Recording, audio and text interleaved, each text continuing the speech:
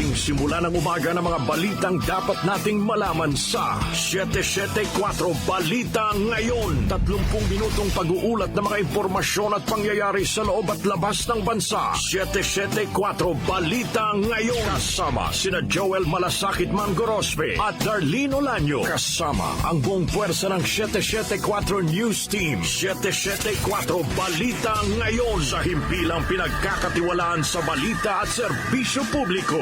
DWWW 774, your ultimate news and music radio. At ngayon, narito ang inyong tagapagbalita. 774 Balita Ngayon. Magandang umaga Luzon, magandang umaga Visayas, magandang umaga Mindanao, at po mga ka-music natin nationwide at worldwide. Araw po ngayon ang Biyernes, Immaculate Conception, December 8, 2023. Narito na ang 774 Balita Ngayon. 774 Balita Ngayon. At ating headlines. Bilang ng mga Pinoy na walang trabaho noong Oktubre, bumaba sa 4.2%. DOH, nilinaw na gumaling na ang 4 ng kumpirmadong kaso ng walking pneumonia sa bansa. Panibagong bantang tigil pasada ng transport groups bago matapos ang taon, pinaghahandaan na ng DOTR. At 700,000 na pamilyang ibinalik bilang benepisaryo ng 4Ps, tatanggap ng ayuda bago magpasko. Bombang ginamit naman sa pagsabog sa Marawi City, may high explosive chemical substance, ayon po yan sa Philippine National Police. 5 mangingisda nasagip matapos mabangga ang kanilang bangka ng isang Chinese-flagged vessel. At sa ating Metro News naman, lungsod ng Maynila itinanghal na world's leading city destination for 2023. Sa provincial news, piloto na bumagsak na aeroplano sa Isabela noong November 30, natagpuang wala ng buhay. Sa international news naman, 3 katao patay sa pamamaril sa isang universidad sa Nevada, USA. At sa sports, Desmond Bain pinangunahan ng Memphis Grizzlies para dalhin ang Pistons sa kanilang 18th straight loss sa NBA.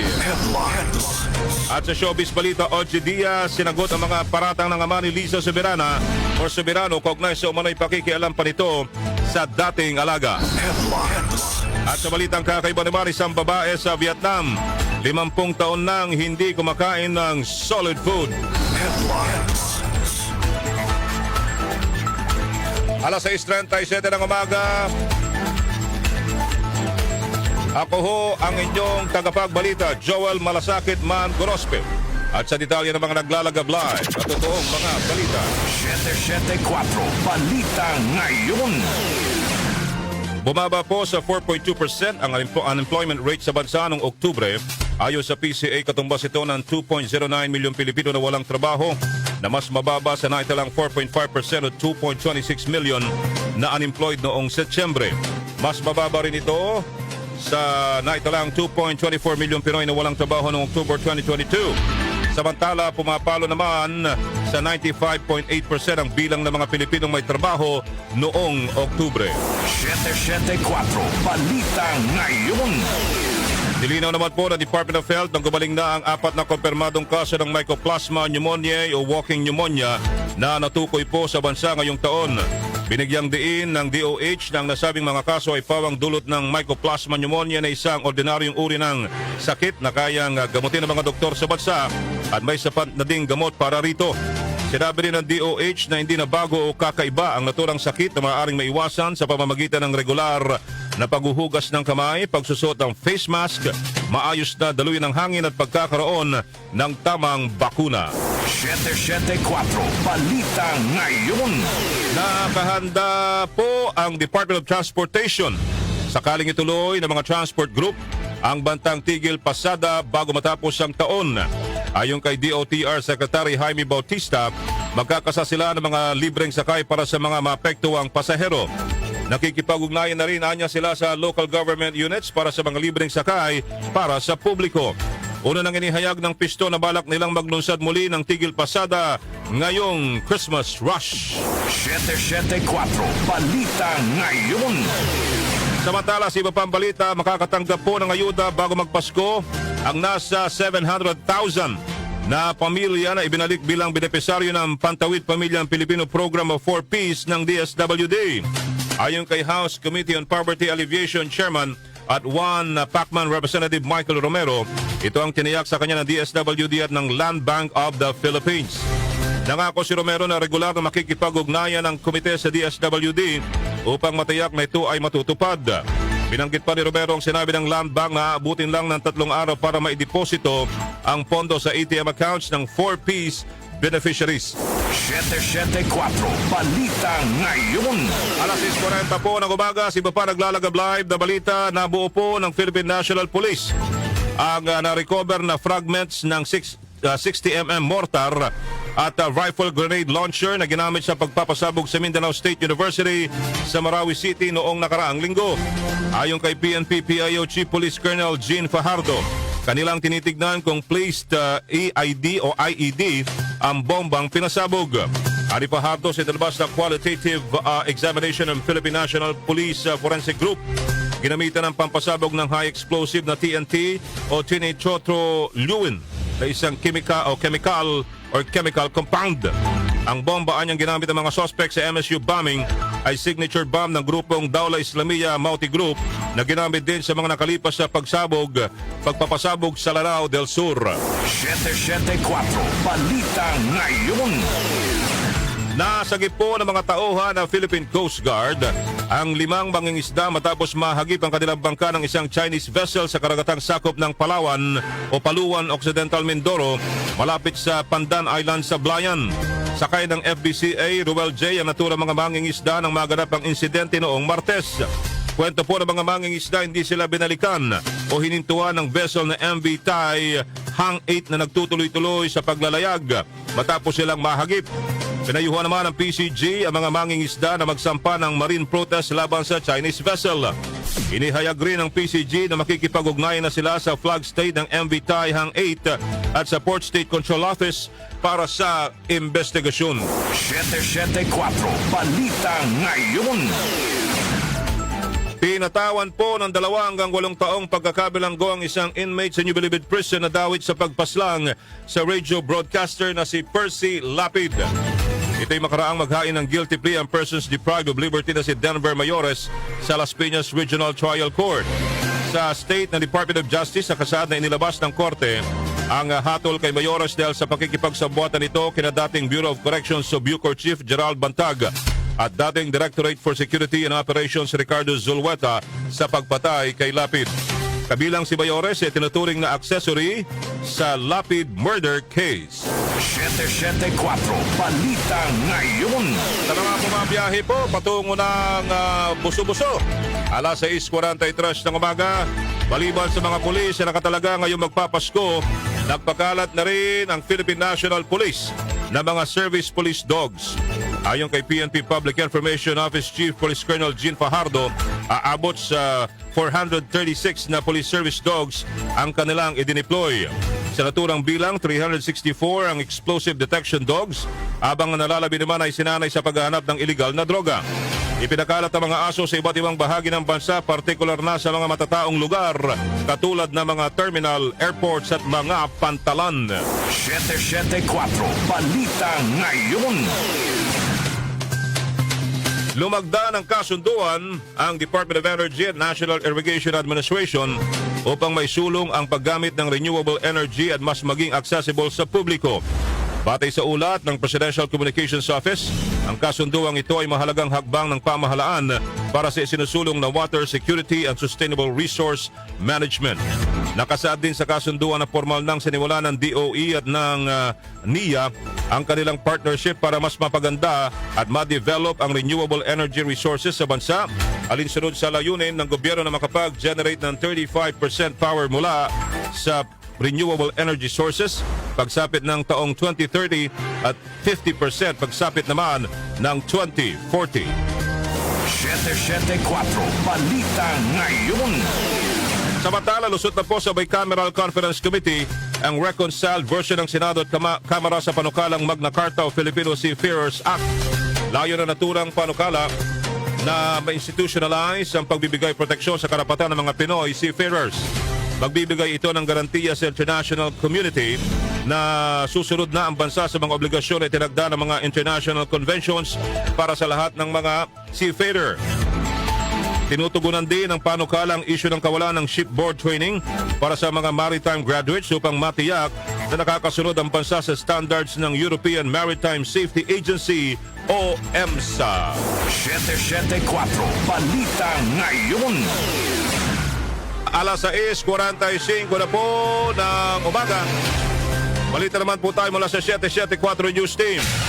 774 News Report. News Report. Isang senador umapila ng ceasefire sa girian sa politika sa harap ng hindi pagkakasundo sa sinusulong na peace talk sa CPP, NPA, NDF. Narito ang balita mula kay Rhea Mamogay Su. Rhea. Nais ni Senate Committee on Local Government Chairman Senator J.B. Ejercito na magkaroon ng ceasefire sa politika. Sa programang Bagong Pilipinas ngayon, sinabi ni Ejercito na importanteng makakausap ngayon sina Pangulong Ferdinand Marcos Jr. at Vice President Sara Duterte. Ito'y matapos ang hindi nagkatugmang paniniwala ng dalawa sa usapin ng pagbibigay amnestiya at muling pagbubukas ng peace talk sa CPP, NPA, NDF. Paliwanag ni Ejercito, maraming problema ngayon ang bansa kaya maiging ayusin muna at magkasamang harapin ang mga ito para malagpasan ng bansa. Hindi maganda ayon kay Ejercito na makita ang publiko na may nangyayaring girian sa politika ang mga lider ng bansa. Sa Senado ayon kay Ejercito, wala nang anyang napag-uusapan kaugnay sa impeachment laban kay Vice President Sara Duterte na una nang lumutang bagkus ay mga priority bills ang kanilang tinututukan. Ito, Maria Mamogay Su ng DWW774, your ultimate music radio. Maraming salamat, Rhea Mamogay Su. 774 News Report. News Report. Kapabayaan ng mga otoridad na mapaghandaan ang pag-atake sa Marawi kabilang sa mga bubusisiin ng Senado. Narito naman ang report mula kay Conde Bata. Conde. Sisilipin ng Senate Committees on National Defense and Security at Public Order and Dangerous Drugs ang nangyaring lapses o kapabayaan ng mga otoridad para napaghandaan o naiwasan sana ang pagsabog noong linggo sa Mindanao State University. Binawi ni Senator Ronald Bato de la Rosa ang kanyang naunang pahayag na posibleng may failure of intelligence kaya nangyaring pambobomba sa MSU na ikinasawi ng 4 na katao at kinasugat ng hindi bababa sa 50 individual. Anya lumalabas sa kanilang isinagawang executive session na walang nangyaring failure of intelligence dahil may mga naunang ulat na tungkol sa pag-atake. Posible anyang nangyari ay nagkaroon ng failure to appreciate intelligence o failure to perform security preparations batay sa intelligence kaya hindi naagapan ang naturang bombing incident. Paliwanag ni De La Rosa kahit na mayroong impormasyon kung nabaliwala ang intelligence report at hindi ito naaksyonan agad ay tiyak na magiging defenseless o wala tayong kalaban-laban. Samantala binigyang diin pa ng mambabatas na huwag tumigil ang ating mga sundalo at pulis sa manhunt operation sa mga hinihinalang nasa likod ng pagsabog lalo't tukoy at pinangalanan na ang mga ito sa publiko. Conde Batak ng DWWW 774, your ultimate music radio. Maraming salamat, Conde Bata. 774 News Report. News Report. Tinapyas po na 70 billion pesos sa ilalim ng proposed 2024 budget para sa salary increase ng government employees pinababalik ng isang kongresista. Narito naman ang report mula kay Grace Mariano. Grace. Hiniling ni House Deputy Minority Leader at ACT Teachers Party List Representative Franz Castro sa Bicameral Conference Committee na ibalik ang 70 billion pesos na umunoy tinapyas para sa increase sa sweldo ng mga empleyado ng gobyerno na nakapaloob sa panukalang 2024 national budget. Ang tinutukoy ni Castro ay ang Miscellaneous Personnel Benefits Fund na mula 135.73 billion pesos ay ibinaba sa 65.73 billion pesos. Binanggit ni Castro na ang 89.9 billion pesos budget para sa lump sum for compensation adjustment for civilian personnel ay katumbas na 3,254 pesos and 50 centavos na monthly salary increase sa bawat empleyado ng pamahalaan. Pero ayon kay Castro, dahil nga tinapyas ang 70 billion pesos ay papatak na lang sa 720 pesos and 67 centavos ang inaasang pagtaas sa buwan ng sweldo ng mga taga-gobyerno. Bunsod nito ipinaalala ni Castro na ang salary increase para sa government employees, lalo na ang mga guro ay kasama sa pangako ni Pangulong Ferdinand Bongbong Marcos Jr. noong panahon ng kampanya. Grace Mariano ng DWWW 774, your ultimate music radio. Maraming salamat, Grace Mariano. 774 News Report. News Report. Isa pa ang balita, Quick Reaction Forces. Inorganisa ng Visayas Command para sa mabilis na pagresponde sa terrorist attack. Narito naman ang report mula kay Angel Ronquillo. Angel.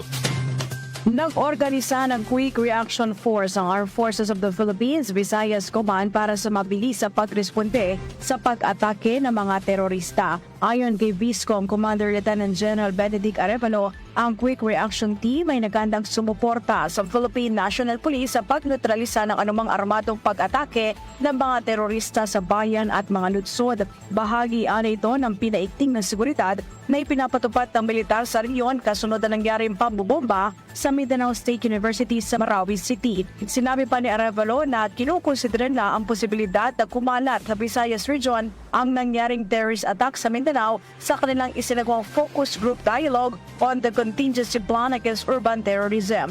Kasunod dyan, tinitiyak na Arevalo na nakahanda ang plano ng militar laban sa anumang posibleng banta sa seguridad sa nasabing rehiyon.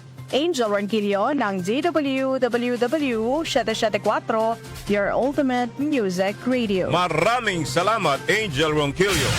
774 News Report. News Report. Koleksyon ng Bureau of Customs tumaas. Narito naman ang report mula kay Gina Mape. Gina.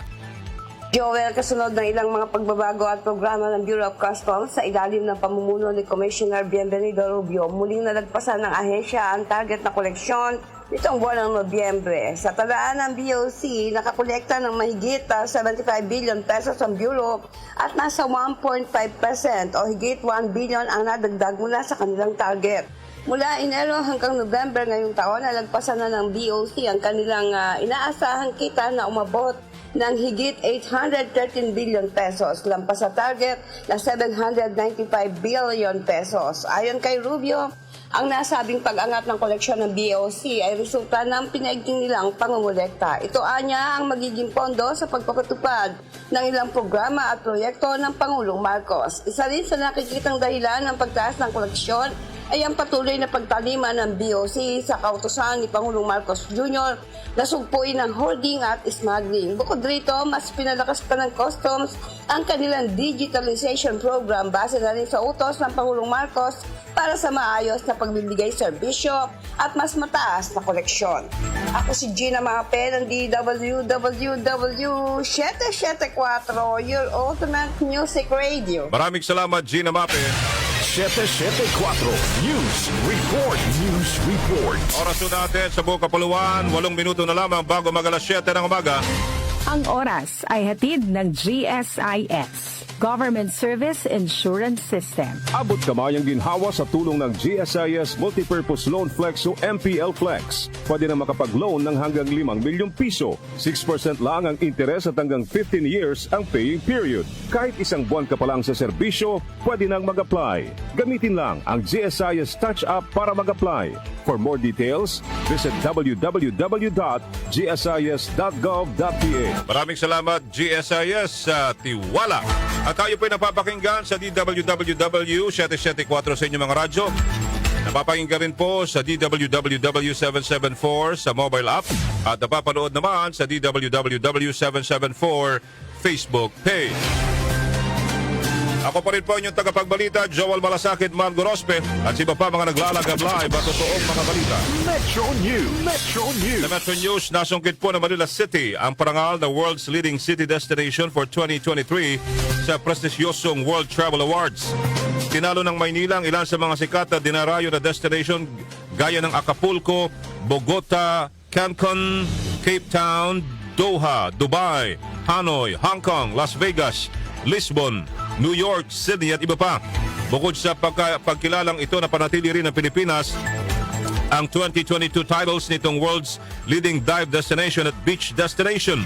Mababatid na noong Pebrero ay una na rin kinilala ang Maynila bilang most loving city in the world sa pag-aaral po ng website na Crossword Solver. Talaga lang ha? Most loved city in the whole wide world ha? At nakakapagtaka yung we're so proud of this ha? na tinalo ho niya yung Hong Kong, ang Las Vegas, ang New York, Sydney. Wow! Mahal kong Maynila. Balitang from D. Sa Balitang From D po tayo, piloto ng bumagsak na eroplano si Isabela noong November 30, natagpuan na hong wala ng buhay. Narito naman ang balita mula kay Jonah Bakiran. Jonah. Kumpirmadong patay ang piloto ng bumagsak na Piper plane sa kabundukan ng Casala, San Mariano, Isabela na napaulat na nawawala nitong November 30. Ang impormasyon ay kinumpirma ng Incident Management Team na rumisponde sa crash site alas 11 ng umaga kahapon. Tinukoy ang pagkakakilala ng nasawing piloto na si Captain Levy Abul II. Ayon naman kay Isabela PDRRMO Head Constante Foronda, posibleng nakaligtas at kasalukuyang pinaghahanap ang nag-iisang pasahero nito na si Irma Discalante ng Divalacan, Isabela dahil na rin sa nakitang makeshift shelter malapit sa crash site. Dagdag rin ni Foronda na ililipad naman pabalik ng kawayan ng mga labi ni Captain Abul kung sakaling gumanda na ang panahon. Nakatakda ring dalhin sa lugar ang K9 Tracker Team upang hanapin ang nawawalang pasahero. Ako po si Jonah Bakira ng DWWW 774 Ultimate Music Radio. Maraming salamat, Jonah Bakiran. Balita sa labas ng bansa. 3 katao patay sa pamamaril sa isang universidad sa Nevada, USA. Narito naman ang report mula kay Rosemay Miranda. Rosemay. Namaril ang isang armadong lalaki sa University of Nevada sa Las Vegas nitong Miyerkules ng umaga lokal na oras sa lugar na ikinasawi ng 3 katao habang isa pa ang dinala sa ospital ngunit nasa mabuti ng kalagayan. Ang 60 anyos na gunman na hindi pa pinangalanan ay isang white national at dating college professor sa Georgia at North Carolina ay namatay din kalaunan matapos makipagpalitan ng putok ng baril sa mga pulis. Sinabi ni Metropolitan Police Department Sheriff Kevin McMahill na wala pa silang ideya sa ngayon kung ano ang motibo ng suspect sa pamamaril, gayon din sa detalye ng armas na ginamit nito. Samantala, hindi naman tinukoy ng pulisya ang pagkakakilanlan ng mga biktima, subalit ayon sa US media reports, walang estudyanteng nadamay sa insidente. Ang campus naman na nasa 2 milya mula sa Las Vegas Strip ay mananatiling sarado hanggang ngayong araw. Ako po si Rosemay Miranda ng DWWW 774, your ultimate music radio. Maraming salamat. Yan po si Rosemay Miranda. Sports Alert! At sa ating Sports Alert, Desmond Bain, pinangunahan ng Memphis Grizzlies para dalhin ang Pistons sa kanilang 18th straight loss sa NBA. Narito naman ang balita mula kay Mika Fajardo. Mika! Nagpaulan si Memphis Grizzlies guard Desmond Bain ng career high na 49 points sa naging laban nila ng Detroit Pistons na naghatid sa Pistons sa kanilang ika-18 sunod na pagkatalo. Nakuha ni Bain ang nauna niyang career best na 38 points sa naging laban ng Memphis sa Brooklyn Nets noong nakaraang taon. Nakapagtala naman sina Jaren Jackson ng 24 points at si Jalen Noel ng 12 points para sa Memphis. Para naman sa Pistons, nakapagtala naman si Bojan Bogdanovic ng 22 points at 7 assists. Nagambag din si Jalen Duren ng 17 points at 11 rebounds bago ma-injure ng kanyang ankle sa huling bahagi ng fourth quarter. Natapos ang laban sa score na 116-102. Sa iba pang sports alert, inamin ni De La Salle Green Archers coach Topex Robinson na nag-aanlilangan siya sa kanyang sarili matapos matalo ang Green Archers laban sa UP noong Finals Game 1 ng UAAP Season 86 Men's Basketball Tournament. Sa post-game conference ng koponan, sinabi ni Robinson na hindi niya maipaliwanag ang kanyang nararamdaman matapos makuha ng Green Archers ang kampyonato ng liga. Pinuri din niya ang Fighting Maroons para sa kanilang naging laban. Inamin din ni Robinson na pinagdudahan niya ang kanyang sarili at ang kanyang mga kakayahan sa coaching matapos ang pagkatalo ng koponan laban sa Fighting Maroons sa Game 1 ng Finals. Gayunpaman nalampasan niya iyon dahil alam niyang sinusuportahan siya ng aniyayong amazing group of guys. Ani Robinson, isa itong karangalan para sa kanya dahil ito rin ang kauna-unahan niyang college head coach championship pagkatapos ng maraming pagsubok. Kasama ni Robinson sina Franz Pumaren, Julio Sauler at Aldin Ayo bilang rookie La Salle coach para manalo ng titulo sa UAAP. Ako po si Mika Fajardo ng DWWW 774, your ultimate music radio. Maraming salamat sa iyo, Mika Fajardo, the pride of Tondo. Showbiz Balita. Ito na mga kaibigan, alamin muna natin habang kumakain po ng bulalo ang mga kasamahan natin sa DWWW 774. Hindi ko alam kung saan sila kumakain ng bulalo ngayon. Diyan na ba sa kabundukan ng Antipolo o diyan pa lang sa baba?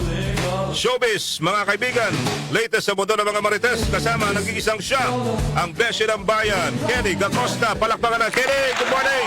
Good morning, Ayun, no? Beshi! Palakas yung... Happiest Friday morning. Nice to see you again. Nice to see you again. Masarap na bulaluhan sa ating mga kanyusik dyan.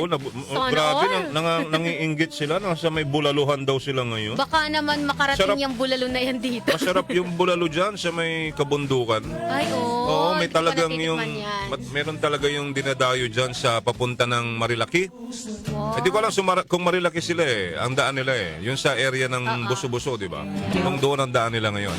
Anyway, ano ba ang latest sa mundo ng mga marites? Nako, Beshi, maraming latest. Pero ito yung kahapon talagang pinag-uusapan din talaga ng mga netizen natin. Aha. Tukol pa rin to kay OG Diaz. Di ba trending siya nung nakaraan?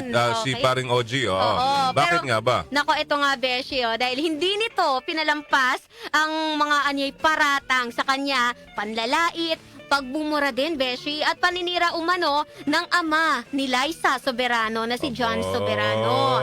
Sa kanyang YouTube vlog nga kahapon, ikinawento ni OG na marami sa kanyang mga kakilala at kaibigan ang nag-send sa kanya ng mga screenshots sa sunod-sunod na post sa Facebook noong December 2 pa ng ama ng dating alaga. Sa naturang post, Beshi, galit na galit at pinagmumura pa ng ama ni Liza sina OG Diaz at si Christopher Min dahil umano sa pakikialam ng mga ito sa buhay ng iba. Paano minura? Paano? Naku, Beshi, PI.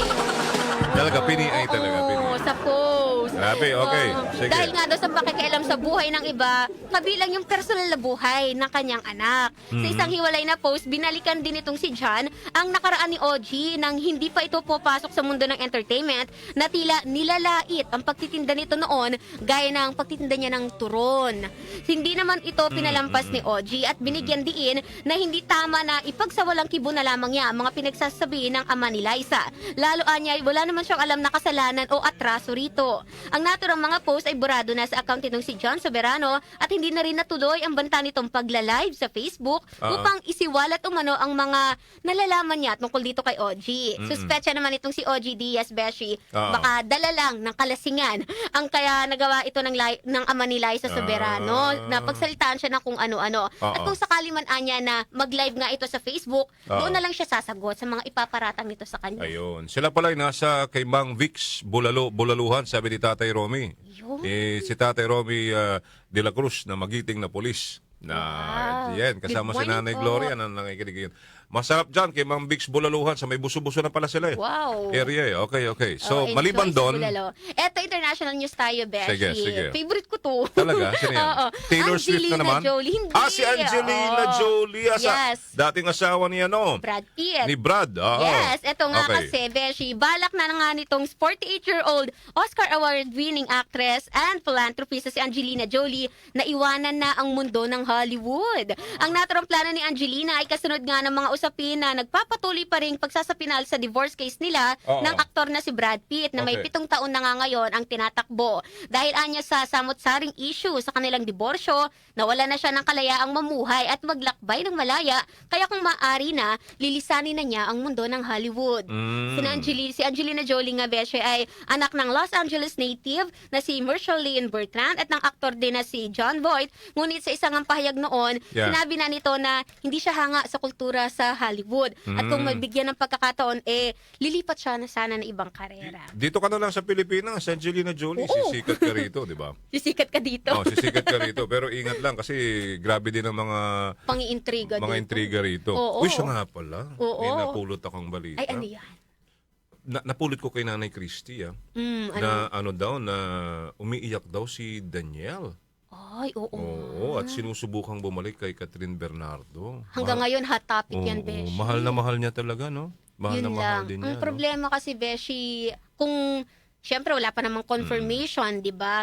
Eh, kung totoo man yung third party, napakahirap para sa isang babae na paulit-ulit ka kasing, alam mo yun, niloloko. Paulit-ulit ka nang nagpatawad. Talaga? Pero wala kasing confirmation Yun ba eh. talaga ang totoo? Walang Na confirmation, Beshi, di dahilan. ba? Pero ang tinuturo nga hanggang ngayon, nasa ano pa rin itong si Andrea Brillantes, di ba? Na umano'y tinuturo nga dito sa third party na Daniel at Catherine na hiwalayan. Kasi yung isa, yung si Jillian Vicencio, mukhang... Jillian Vicencio, yan yung kasama nila doon sa ano eh. Too Good to Be True ba yun? yung parang Too Good to Be tomboy-tomboy True. yung ano niya, Yung role niya tropa doon. nila. Oo, yun. Nila. Hanggang ngayon kasi fina-follow siya ni Catherine Bernardo sa Instagram. So Okay. meaning, kapag ganun daw, ayon sa mga netizen, parang malinis yung pangalan niya dito sa issue dahil hindi siya sangkot. Dinamay lang daw. Damay lang. Oo, dinamay So, walang lang. katotohanan yung lumabas na chika. Na? Yung pinost tapos dinilit. Deleted post. Deleted post ni kaninong... Hindi ko alam. Di ba lumabas na? Mga art card nga, Beshi, na Diba? ginagawa ngayon Pero ng mga netizen. nagsalita na ang mother Si company Queen- nila. ang kanilang home network and Star Magic. Star Magic yata, Yes. tsaka yung ABS-CBN, na nananawagan sa public na yung mga netizens, tigilan nyo na yung gumawa ng mga fake news, di ba? Kasi Oo. iba, nagkikreate ng sarili-sarili nilang Oo, yung mga art card, tapos kunwari quoted na Yes, ng mga artista. Pero hanggang ngayon, wala pa rin pong inilalabas na pahayag si Andrea Brillantes. Kasi nag-trending din yun eh. Wala pa pong nilalabas na pahayag si Andrea Brillantes kaugnay dito. Isa pa Ayun. yan sa issue, Beshi. Talaga? Kasi kung mapapansin mo sa post ni Catherine at ni Daniel, wala namang nilinaw dun eh, na parang nililinis nila yung pangalan ng kung sino man na walang issue na third party, walang binanggit na ganon. So, inaantay nilang magsalita si Andrea. Ayan. Alam mo na yon, Dalmasio Armas na nasa Cavite ngayon. Wala pong lumalabas na totoong statement. Si Andrea. Hanggang ngayon ay nang inaabangan ng mga netizen, Si diba? Andrea, parang talakera din ang dating no? Matapang din yung Matapang bata. din yung bata, Oo. sasagot yan eh. Ayun nga yung sinaano ng mga netizen. Di ba dati may mga issue siya, so nasagot niya. Pero ngayon nananahimik. Bakit nananahimik Pero daw? totoo ba yung, kasi pa ulit-ulit may nangabasa akong showbiz news na di umano'y may sinabi si Andrea na wala namang dapat di ba, na madawit siya because yung nga po lumalabas na yung sila ni Daniel, kung totoo man, after naman daw eh. Wala yan. Talaga. Gawa-gawa lang yan ng mga Gawa-gawa lang. netizen, yung art card na yan. As in, totally wala pang statement si Andrea Brillantes tungkol sa pagkakasangkot niya sa breakup na Kuya ito. Dennis Di Maunahan, sir, Ma'am Christine Di Maunahan, wala raw pong katotohanan niya. Lumalabas na chikang yan. Naku, fake news yan. Ilan na yung pagpapakalat niya. Fake news tayo.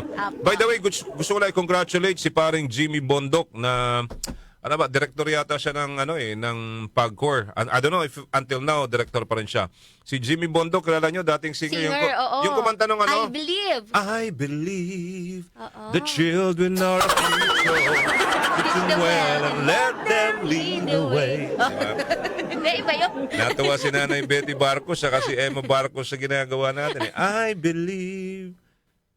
At siya rin yung kumanta na, let me be the one to break it up. So you don't have to make excuses. Di ba? Joy tayo, maya. Uy. Endless love. Ani, please be careful with my heart. Kaya mo? Sige nga. Lahat naman. Wow! Ano talaga? Charot lang. Good morning. Lakas ng loob, tapang ng muka. Mga kaibigan, ang kailangan sa pagiging media practitioner. And then, congratulations to Jimmy because isa po siya sa 3,813 na pumasa sa nakaraang bar examination. Ay, wow. Jimmy, pare, happy attorney ka na ngayon. Jimmy Bondok, attorney Jimmy Bondok. Congratulations, pare ko. Ay, yung pinsan ko, pumasa sa LET. Talaga? Congratulations, Raymart Benedicto. Pumasa rin siya, pumasa. Sa LET naman siya. Anong sa LET? Sa pagiging teacher. Sample daw. Good Basta morning niya. po kay Boss Rico Canoy. Boss Rix, good morning to you. Ma'am Beth, galingan mo raw kayo ni sample daw. Sample, yung yung I Believe. Alam mo ba I Believe? I Believe ni Jimmy. Alam ko yung tone, pero yung lyrics hindi ko Sige, sure. sige. Sample mo naman kami kasi minsan-minsan ka na magpakita rito. Nakikinig gayon. Samahan mo naman ako. Yung do it na lang. Sandali lang. Kakanta ka o minor prize ka lang? Siyempre, na tayo sa pagkanta.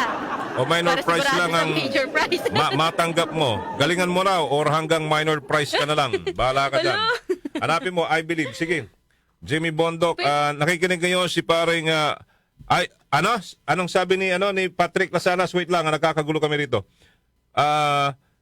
I object, Your Honor. Let me be the one to break it up.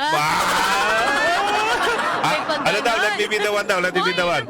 Nakakagulo sila sa iyo. Nakikinig din sila paring Ray Pinoy Aguilar. Nakita ko na yung mga kanina. Si Nikay, nandyan na si Nikay. Sino ba nandyan? Si Verly Good, minor prize. Alright. Minor prize. Si LG Tala, yan. Darlene Ulanyo. Jackie Maestrado Rubio. yan. Beth, Si si Tita Mika. Beth. Si Ate Beth, na kumain po sa Mang Bix Bulalo. Dami nila, nakakaingit naman itong mga to. Sino pa? Si Jackie Maestrado Rubio, si Jackie, Si sino yung... Mika Fajardo. Yan. Meron pa. Sa Sino news yan? natin, sa RMN, nationwide. Ano bang pangalan sa atin? Si Beo Barrera, mga kaibigan. Si Ray Aguilar. Si Ray Aguilar ngayon, si Ray. umaarte kasi Bakit? hindi na siya nagmamaneho. Ay, oo. Umaarte na. Okay, sino ba? Boss Ray. Kay Boss Rico, ang kasama niya Boss, si good morning. Ma'am Beth. Sino ba yung mga kasama niyo dyan? Para mabati natin. Baka si Ma'am Myra Valera. Ma'am Myra, baka meron naman tayo dyan. Si Kuya Lino. Si Tata Lino Driver. Si Chonaim. Hello, Chonaim. Magandang umaga Ay, sa oo, inyo. yung kaibigan ni yung Yeah. taga-kabila. Kaibigan ni Tree Nikki. planting sila ngayon nila, boss.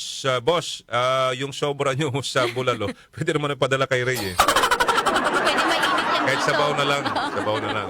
Hindi masarap kasi ang bulalo kay Mang Bix. Totoo lang. Lahat ng mga siklista, mga bikers, yung mga di ba? Ang stopover lagi pag sa buso-buso kay Mang Bix. Wow. Oo, Sana sarap, makapunta rin tayo dyan. Matikman yung bulalo na yan. Hindi Ah! puro kwento lang. Ang swerte-swerte naman ni Miss Bakit? Beth. Bakit daw? Kilala mo si Miss Beth? Miss Beth. Oo. Yeah. Pag perang sa pag-uusapan, accounting. siya yung pupunta. Yan, close tayo kay Ma'am Imagine mo, Beth. saan ka nakahanap? Nang? Ang driver niya, si Mr. Rico Canoy lang naman. Ay, wow! Napakasosyal ng babaeng ire. Kita mo nga naman, no? Ma'am Beth, Good morning, Ma'am Beth. baka Kenny. naman. Anong oras ba yan? Kenny! Mga kaibigan, ito na po yung pinakihintay po Ay, nating hindi lahat. bang familiar ako Hindi, let me be the one daw, sabi ni... Ako ang kakanta, huwag na sinabi. Sige, I believe. Mga kaibigan, Joke tayo?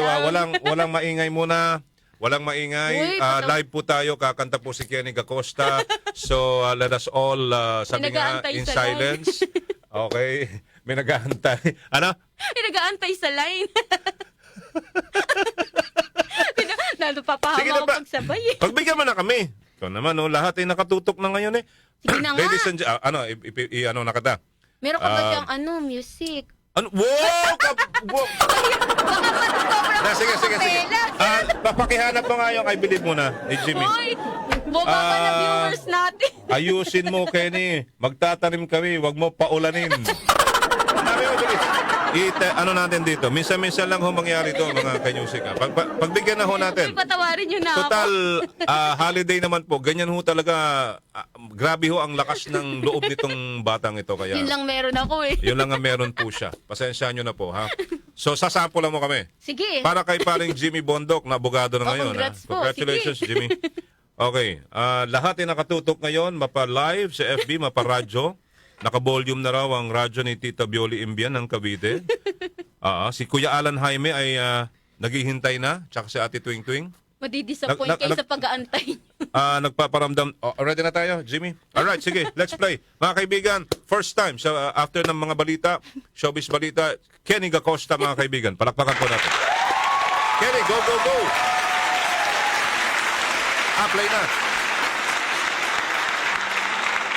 Yan na. Sabayan niyo po ako. Wow! Good morning, Araneta! Yan na. I believe na ikaw... Wala pa ata. Intro pa lang yung We want confession. Intro kita. Intro. Masaya naman tayo. Diba? Uy! Nakakaya naman masyado sa iyo di ba? Oo. Kasi ayoko baka yung -1 sumisemplang eh. Yung -1. Sabayan natin. Oo. May problema yung -1 Sige, eh. sasamahan kita, ha? Kasi marami nag-aabang. Baka mamaya sa kanto na yun mag-abang mamaya. Ha? Alam mo, sa Antipolo, sigsagandaan dyan. Ingat po kayo. Ito na, ha? Okay. Oy, 2 lines pa lang. I believe Na ikaw lang at ako. Sige, tuloy mo na lang. Kung kaya tayo ay pinagtagpo. Ang galing ni Kenny, grabe. Tonong-tono. I believe ang kapalaran mo'y ako. Sino ba dyan? Nakakain na sila, Myla. At sana ay Teres dito. ganun din ang puso mo. Huwag po kayo mawala ng Banat. gana, ha? Noong una, hindi mo ko gusto. Galing.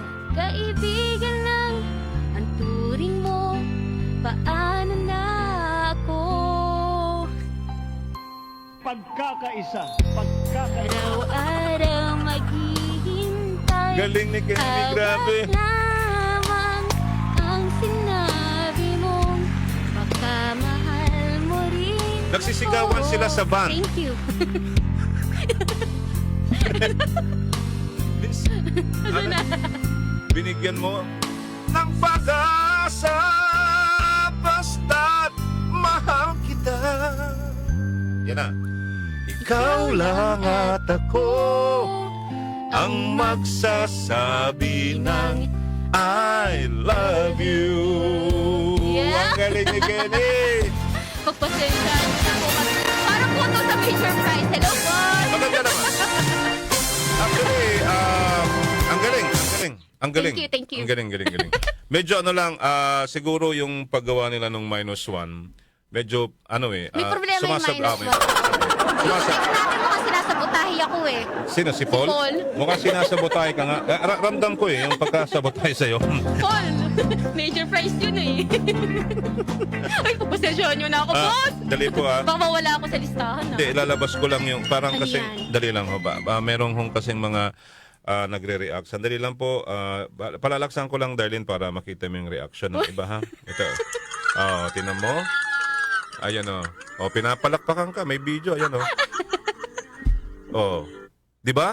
Ang galing. Pinapalakpakan ka. May sabay. Ang ibig sabihin Sabay tumatawa sila. Ibig sabihin nito, Beshi, mahigpit ang pangangailangan ko sa ating Christmas party.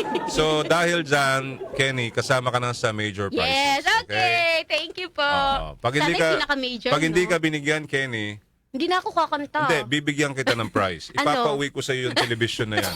Pag nasa harap ka. Talaga gusto ko to, malaki to. Hindi ka papaalam kay Mr. Rico Canoy, ha? Basta bubuhatin natin yan kapag hindi ka nakasama sa major prize, ha? Okay, Boss, Kenny! alam na, nasira ang pangalan ko na. Wala na akong karir. Ano daw? Wala na akong karir. Nasira ang? Pangalan. Dati na! Dati na ba? Wala pa pala. Ano daw? Hoy, kayo Grabe. pinagloloko niyo ako dyan, ha? Grabe ang reaction nila, oh. Okay, habang on the way sa sa tree planting. Alright, Kenny, maraming salamat. Happy weekend to you. Happy weekend. Napasaya mo kaming lahat, Kenny. Sana Nawala nga. yung problema namin kahit paano na naibsan yung kalungkutan namin. Isang karangalan para sa akin ang maging tagapagpasaya ng lahat. O, dyan ka lang. Alamin muna natin ang balitang kakaiba. Sorry. Kakaiba! Balitang kakaiba, isang babae sa Vietnam. Alam mo ba kung saan ang Vietnam? Alam ko yan. Malapit yan sa kanto ng Ang Vietnam po ay malapit sa Kuwait. Oo. Oh, Kuwait, Cavite. Kawit yun. Saan malapit ang Vietnam? Malapit din. Saan malapit ang Vietnam? Diyan, yung sa may kanto sa atin, malapit doon sa bangko diyan sa Napoli. Connecticut. Ay, no. 50 taong hindi kumakain ng solid food. Aba talaga? Sige nga, alamin nga natin to kay Doc Jasin. Hindi siya kumakain ng solid, mga bato, gano'n. Liquid. Semento. Sorry. Okay. Gas. Doc Jasin, sorry po. Napakanta si Kenny eh. Sorry na. Doc? Hanggang sa iyo, si Kenny. Good morning sa inyo, mga kanyosik. Araw ng Friday. Pasensya na ha. December 8. Mamaya magjujuwet kayo, okay lang? Yung Let Me Be The One. Hindi ko alam Walang problema dyan. Sige, sige. Okay, ano bang balitang kakaiba natin today? Ito natin munang balitang kakaiba, ito ay talaga namang nakakamangha at nakakapagtaka kung paano siya nakasurvive dahil alam mo, bumilid talaga ang karamihan dito sa 75 anyos na itong babae ni Joel Atkine sa Vietnam.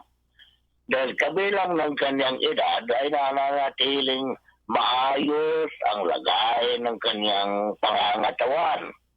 Nang matanong si Guiteroy kung ano ang sekreto niya sa pagiging in great shape niya, ay sinabi nitong 50 taon na siyang hindi kumakain ng solid food. Kwento ni Boy, nabuhay siya sa pag-inom ng tubig at soft drinks. Nagsimula ang kanyang kakaibang diet noong 1963 na mapabilang siya sa mga kakaibang Vietnamese na umakyat sa kabundukan para gamutin ang mga sundalong sugatan noong kasagsagan ng US-Vietnam War. Sa kamasamaang palad, ay aksidente siyang tinamaan ng kidlat at nawalan siya ng malay. Ayon sa mga kaibigan niya, nang magkamalay na ito, ay ilang araw din itong kumain ng kahit na ano. Mamaya kayo kasi. Hoy! Ang ingay ng mga aso na yan, Mukhang nilalapa na yung Ayan ata yung almusal ni solid food. Ay, nasaan ba ako? Dito na ako. Naisipan nilang bigyan niya ito ng tubig na may halong asukal. Simula noon, Joel at Atkine, nawala na siya ng interest na kumain ng kahit anong solid food. At sa tuwing pinipilat siya ng kanyang pamilya na kumain, ay tanging prutas lang ang kanyang tinitikman. 1970 naman na tuluyan siya hindi kumain ng kahit ano na. Tanging tubig at soft drinks lamang ang laman ng kanyang siyan araw-araw. Ay sa mga doktor, ang matamis na soft drink ay nakatutulong upang mabilis na mapalitan ang kalakat. Narinig ba siya? Hello? Tapos na ba? Hindi pa. Hindi pa pala. Tuloy mo. Gusto natin magbalita nitong aso. Sandali na nga. Manira talaga ito ng diskarte. Sandali. Okay na? Okay na. Okay na. So, napalitan ng enerhiya ng katawan kung nagkakaramdam ng panghihina at nasusuportahan ang pagpangsyon ng kanyang digestive system pag siya uminom ng soft drinks. Ngayon pa man, sinabi rin ng mga ito na ang soft drinks ay mapanganib din sa kalusugan dahil maaari itong maging sanhi ng obesity, diabetes, high blood pressure, at cardiovascular diseases. So baka marami ang soft drinks dahil dito sa ating balitang kakaiba. Ngayon, mga ating advice ganda tayo. Maaring sa kanya ay magandang epekto. Minsan ganyan ang nangyayari sa atin, binabase natin sa epekto ng isang iniinom o kinakain sa ibang tao. Importante, bago tayo maniwala, nagpapakonsulta tayo sa mga eksperto, lalo sa mga doktor. Kasi kung katotosin, karamihan talaga ay nagkaroon ng problema sa mga sakit na diabetes, high blood, obesity, dahil sa sobrang tamis na iniinom sa katawan. Hindi lang sa soft drinks, kundi sa tamis talaga dyan, Joel, Pag nasobrahan yung tamis natin, ng pagiging sweet natin sa isa't isa, nai-inlove tayo. Bakit ibang sweetness na ang ating napapag-usapan dito? Iba na yung topic na yan. Dapat kung sobrang tamis sa katawan, mag-inom tayo ng Adela Cetabati with Calcondalone Life Tea. Saka tubig, Joel. Tubig, importante yan. Tubig. Wala na akong iba pang may suggest na healthy inumin kundi tubig. Okay. At siyempre pati Yun, Manila Sitabati. Ayan. Marami. Meron pa tayong Santon Plus Gold o Santon Vitamin C, ang alkaline Vitamin C. Nakakatulong ho yan sa sa maruming dugo, tsaka ganoon din ho sa mga pagtaas ng blood pressure. Blood pressure and yung blood sugar. Okay? Okay. So ngayon may nagtanong dito sa akin. Doc Justin, bakit tinawag siyang soft drinks na hindi naman siya malambot tulad ng marshmallow? Oo nga no. Bakit kaya? Oo nga no. Oo nga. Siguro dahil sinusop-sop siya. Joke yun? Hindi. Joke yun? Tawag kasi dito, Joel. Noong una kasi mas maramas na una ang kasi dati ang pinaka-soft drinks talaga yung natural, no? Kagaya ng sa mga lemonade, no? Yan ang talagang unang klase ng soft drinks. Ngayon, hindi pa siya soft ng tawag doon. Kaya nagkaroon lang ng soft drinks kasi nagkaroon ng hard drinks na mga alcoholic beverages. So, siyempre, alam mo naman, pagka nagkaroon ng mga invention, nagkakaroon din ng bagong innovation. Kaya, nagkaroon ng soft drinks bilang counterpart ng hard drink. No? So, hindi talaga siya dahil sinusop-sop siya. Natalag sa straw. Okay? Bakit hindi ka sumama sa Doc? Sa tree planting? Ha? Tree planting?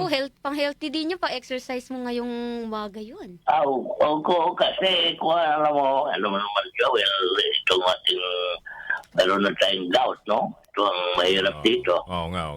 At saka, maganda ang tree planting. Mayroon na akong hindi magandang experience nung unang tree planting. Na ako, ang pakiramdam ko, parang ako na ang ibaw noon sa lupa. Hindi na kinaya. Okay. Imbis na yung makapokus yung mga doon, ako patuloy ang naging sanhi ng delay kasi hindi na ako makalakad nung last time. Tree planting. Oo nga pala. Naintindihan ko na yun. Anyway, mamaya sa ating pong pagbabalik after po nitong balita ho natin, gusto ko lang abangan ho ninyo. 'Di ba yesterday kasi napag-usapan yung tungkol sa mga tulong ng yung mga panukalang batas regarding sa mga senior citizens, 'di ba? Yung edad 80, 85, 90, 95. Yung sa Kamara kasi parang may yung pinag-usapan may 25,000 something, 'di ba? And then 100,000 for 100 years old. And then 101 years old, 1 million. Sa dito sa Senado, it's anong tawag dito? 10,000 and then 20,000.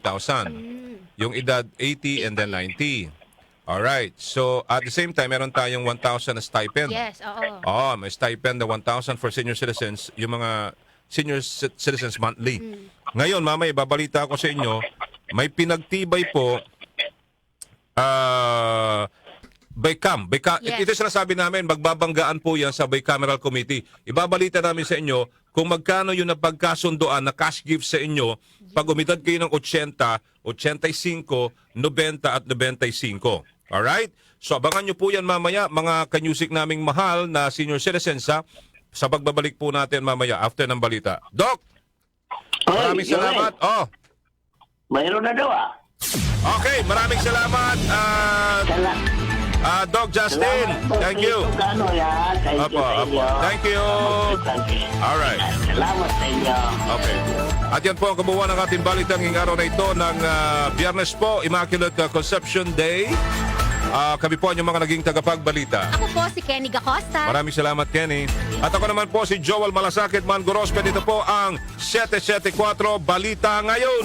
774 Balita Ngayon.